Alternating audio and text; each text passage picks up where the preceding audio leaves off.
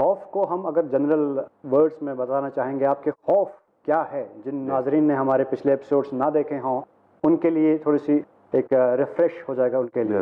جی تو ایک ہوتا فطری خوف، جی نیچرل خوف، اس کا ہم انکار نہیں کر سکتے کیونکہ لاجیکل ہے کہ ہم انکار کر دیں. سامنے اگر شیر آئے تو خوف تو ہوگا ہی، تو یہ برا نہیں ہے لیکن اس پہ قابو پانے کی کوشش کرنا چاہیے، ورنہ فوبیا میں آخری میں وہ اریٹیشن میں تبدیل ہو جاتا ہے، الرجک بن جاتا ہے. وہ اس پہ بھی قابو رکھنا چاہیے لیکن اس کا انکار نہیں ہو سکتا. دوسرا ہوتا ہے وہ خوف جو عقیدے والا ہوتا ہے، وہ صرف اللہ سبحانہ تعالیٰ کے لیے ہونا چاہیے.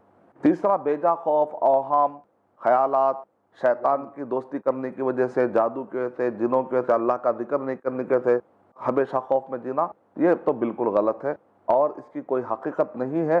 علم آنے سے یہ سارے وہم و گما چلے جاتے ہیں، شبہات بھی چلے جاتے ہیں، شہوات بھی چلے جاتے ہیں. تو شیطان کیا کہا اس نے، میں بھٹکے لوگوں کو بھٹکاؤں گا نہیں کہا، وہ ٹائم ویسٹ نہیں کرتا. اس نے کیا کہا، لَأَقْعُدَنَّ لَهُمْ صِرَاطَكَ الْمُسْتَقِيمَ، سورہ اعراف نمبر 7 کے آیت نمبر 12 سے لے کر 20 کے درمیان، کہ جو تیرا سیدھا راستہ ہے نا، میں وہاں پر کھڑے ہو تو نہیں کہہ رہا، بیٹھ جاتا ہوں. لَأَقْعُدَنَّ، بیٹھوں گا. کیوں؟ پیر لمبا کر کے جانے والوں کو اس کو کیا کرنا ہے، اڑنگ دینا ہے، ستانا ہے. مطلب یہ کہ ایک تعبیر کی گئی ہے.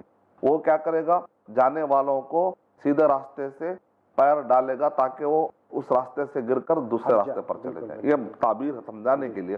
قرآن مجید میں ثم لآتینہم من بین ایدیہم ومن خلفہم وعن ایمانہم وعن شمائلہم، کہا کہ میں اس کے دائیں سے آؤں گا، بائیں سے آؤں گا، آگے سے آؤں گا، پیچھے سے آؤں گا.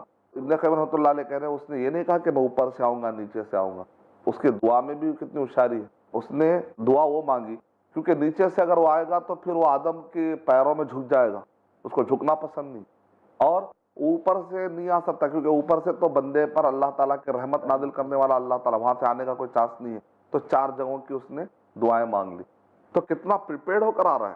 اور اللہ تعالیٰ نے کہا کہ تو تیرے گھوڑوں کو، تیرے سواریوں کو آشنا اور موسیقی، یہ سارے چیزیں جتنے ہیں ان سب کے ذریعے سے میرے بندوں کو تو گمراہ کرنے کی کوشش کرے گا، تب بھی تو گمراہ نہیں کر پائے گا کیونکہ مومنوں پر تیرا دور نہیں چل سکتا. تو ایمان مضبوط کر لینے سے ہمیں اس کا حل مل سکتا ہے.